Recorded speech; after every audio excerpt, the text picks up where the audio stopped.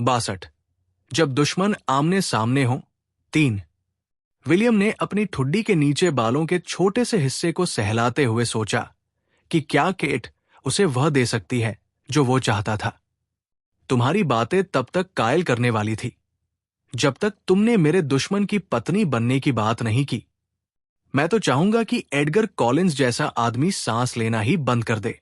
वो मेरे लिए एक सिरदर्द है। मुझे वो जिंदा चाहिए, केट ने कहा।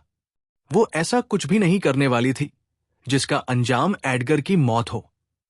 ठीक है, अब मुझे तुम्हारी बातों में कोई दिलचस्पी नहीं। अपने संसाधनों का इस्तेमाल करके तुम्हारा रुतबा बढ़ाने में मदद करना और बदले में एडगर जिंदा रहे, इसमें मेरी कोई जीत नजर नहीं आती।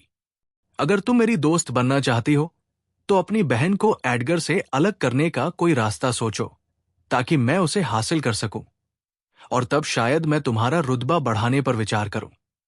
जब बाहर और भी मर्द है तो एडगर से क्यों चिपकी हुई हो? विलियम ने एक सौदा पेश किया।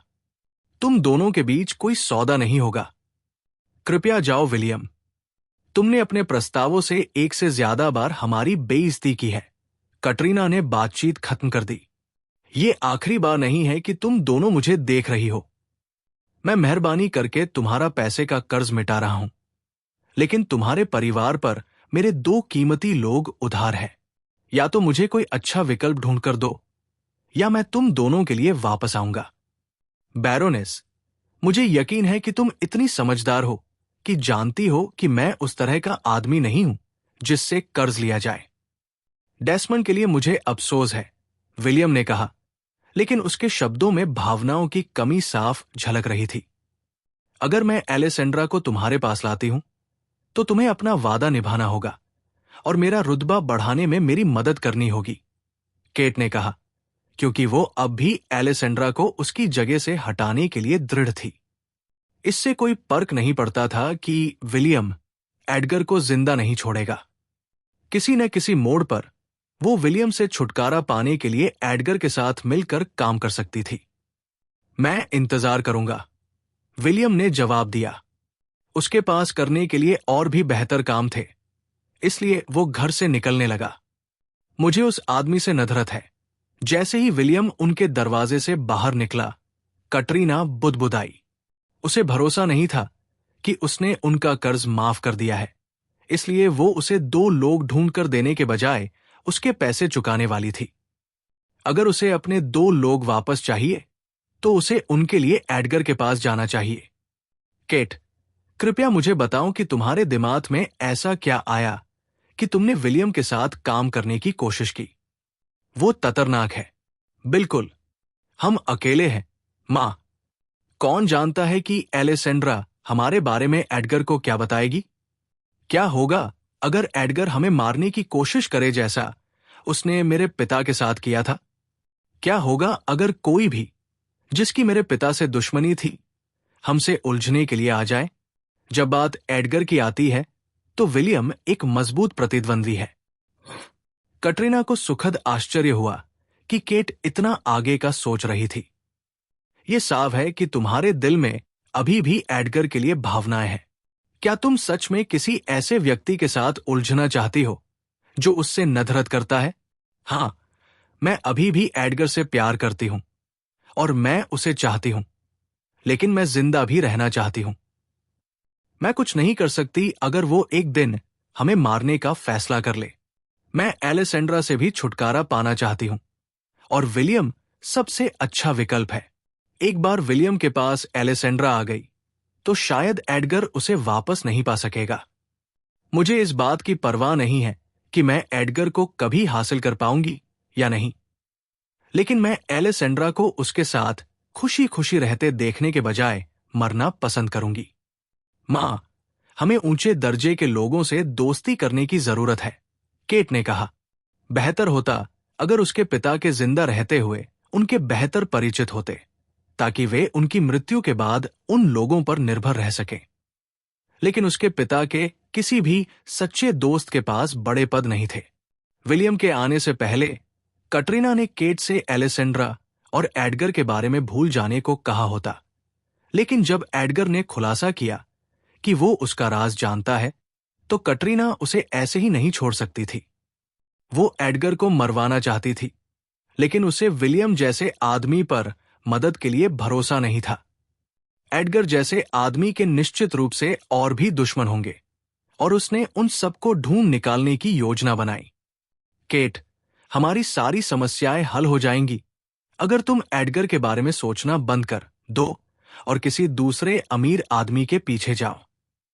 तुम्हारे पति के संसाधन भविष्य में तुम्हारे इस्तेमाल के लिए होंगे, और उसके पास हमें बचाने के अलावा कोई चारा नहीं होगा। जल्द ही एक भव्य पार्टी होने वाली है, और वहां बहुत सारे कुंवारे लड़के होंगे। अपने लिए एक अच्छा आदमी ढूंढने पर ध्यान दो। कटरीना केट को इस साल शादी के लिए सबसे कीमती युवतियों में से एक मानती थी। कटरीना ने केट को इसी पल के लिए एक बेहतरीन युवती के रूप में पाला था, ताकि उसकी बेटी राज्य के सबसे अमीर आदमियों में से एक से शादी कर सके। काश तुम राजा को अपने बस में कर पाती, लेकिन जब भी राजा पार्टियों में शामिल होता है तो एडगर हमेशा उसके साथ होता है। कटरीना ने माथे पर बल डालकर कहा।